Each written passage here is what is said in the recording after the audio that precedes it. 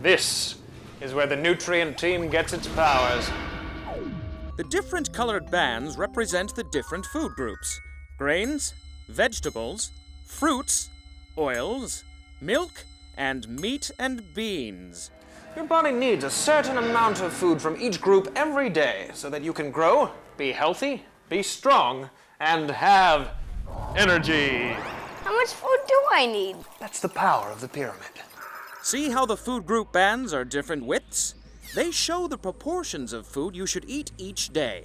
The grain group is the widest, so you should eat more grains than any other food every day. But remember, everyone is different, so we all need different amounts of food. The pyramid is just a guide. The pyramid also shows moderation, or eating reasonable amounts of food. The bands are narrow at the top and wide at the bottom.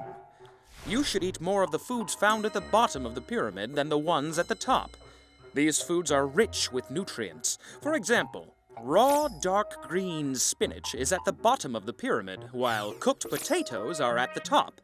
Another important part of healthy living is activity.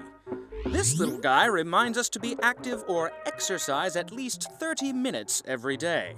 You can play basketball, ride a bike, or take your dog for a walk.